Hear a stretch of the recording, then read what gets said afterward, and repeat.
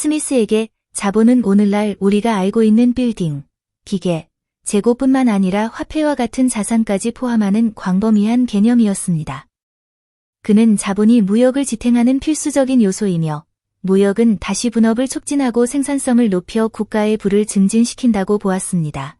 한 국가의 부는 단순히 금이나 은의 축적량이 아니라 얼마나 많은 자본을 효과적으로 축적하고 활용하여 생산력을 극대화하는지에 달려있다는 것이었습니다.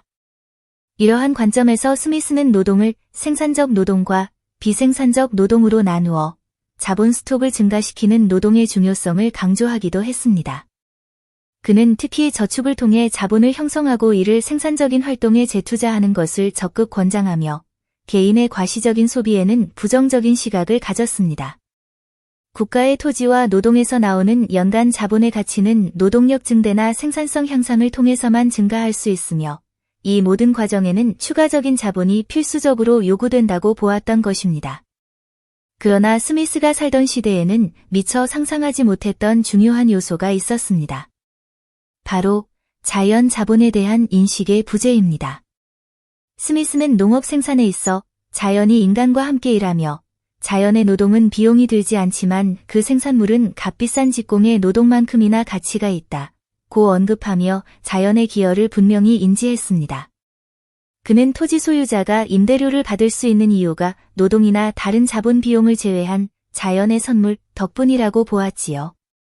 하지만 그는 자연의 서비스가 고갈될 수 있다는 가능성은 고려하지 못했습니다. 당시에는 토지 대비 인구 비율이 훨씬 유리했고 깨끗한 공기 같은 것은 무한히 제공되는 자유재, 프리인포츠로 간주되어 경제적 가치 계산에 포함되지 않았습니다. 이러한 외부 효과, 엑스터널러티즈에 대한 인식이 그의 초기 이론에서는 누락되었던 것입니다. 오늘날 우리는 기후 위기와는 전례 없는 도전에 직면하며 스미스의 이러한 통찰을 현대적으로 재해석하고 확장할 필요성을 느낍니다. 스미스 자신이 오늘날 살아있었다면 넷제로 달성을 통해 자연 자본의 파괴를 막아야 한다는 점을 이해했을 것입니다.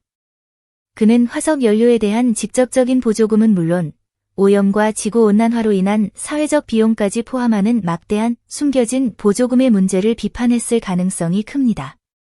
스미스는 단순히 무규제 자유시장을 옹호한 것이 아니라 시장이 제대로 기능하기 위한 올바른 조건을 강조한 미묘한 사상가였습니다.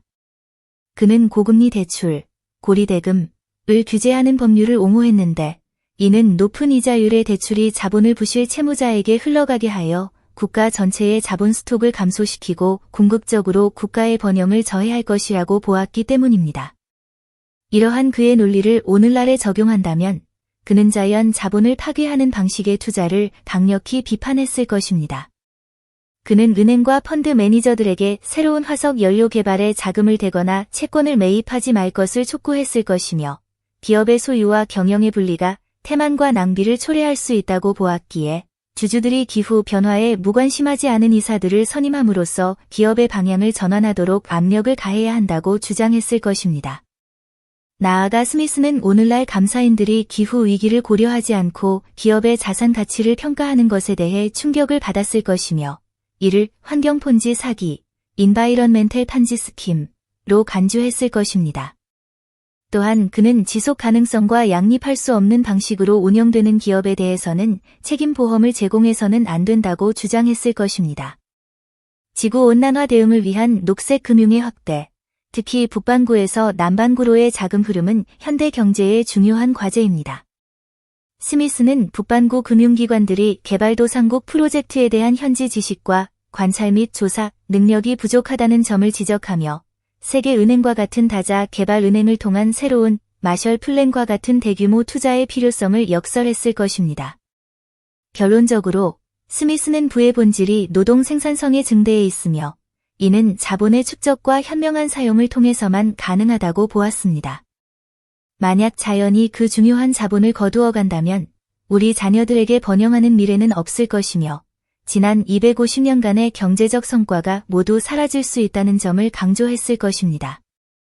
그는 정책 입안자와 금융가들에게 단순히 말로만 하는 지지가 아니라 세계의 자연 자본을 보호하기 위한 가장 신뢰할 수 있는 증거에 기반한 실질적인 행동을 요구했을 것입니다.